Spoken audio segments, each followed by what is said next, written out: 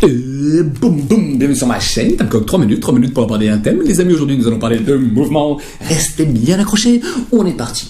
Pour illustrer ce que j'ai à vous dire, je vais vous conter une histoire, celle de l'Assidie.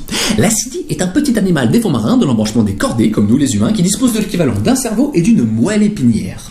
Durant la première partie de sa vie, l'Assidie va chercher l'environnement idéal où élire domicile. Et pour ce faire, elle va devoir traiter plusieurs informations, comme le trafic environnant des fonds marins dans lequel elle va devoir se mouvoir, ou bien savoir si son milieu choisi dispose de la température idéale à son mode de vie, ou encore si la nourriture y est abondante. Et puisque l'Assidie est un animal sessile, une fois qu'elle aura trouvé son petit coin de paradis, celle-ci va se fixer à un rocher pour y entamer la seconde partie de son existence.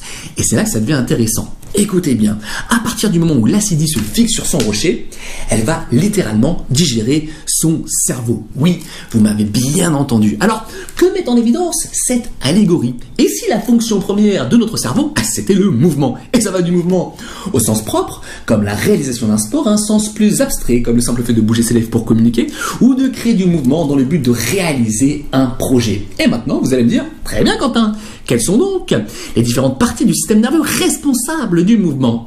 Tout d'abord, il y a la moelle épinière qui contrôle divers réflexes. Mais là, je vous renvoie à ma vidéo sur le réflexe myotatique. Puis, bien entendu, il y a le cerveau et notamment le cortex moteur responsable de nos mouvements volontaires.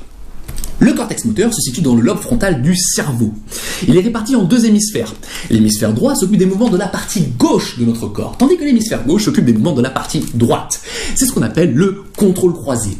Si le cortex est lésé par une maladie vasculaire cérébrale, un accident de voiture, un sport de contact comme la boxe, eh bien ça peut aller jusqu'à la paralysie. Mais revenons-en à notre mouton. Le cortex se divise en plusieurs régions, et chacune de ces régions a en charge de contrôler un de nos organes. Ce qui est intéressant de constater, c'est que la taille de ces régions n'est en fait pas proportionnelle à la taille du membre qu'elles contrôlent. Exemple, la taille de la région du cortex qui s'occupe des mouvements de la langue est en fait plus importante que celle qui contrôle les mouvements de la jambe. Mais ce n'est pas tout. Il y a également les ganglions de la base qui sont impliqués dans nos mouvements. On les prénomme ainsi car ils se situent à la base de notre cortex. Et ils vont limiter les mouvements parasites de nos actions. On appelle d'ailleurs maladie des ganglions de la base la maladie de Parkinson. Puis il y a le cervelet qui lui participe à notre bonne coordination et favorise notre équilibre. Enfin, plusieurs études montrent que nous sommes bien plus productifs intellectuellement en réalisant une tâche en mouvement que d'une façon sédentaire. En conclusion, mangez, bougez, c'était Timecock. Bisous, bisous.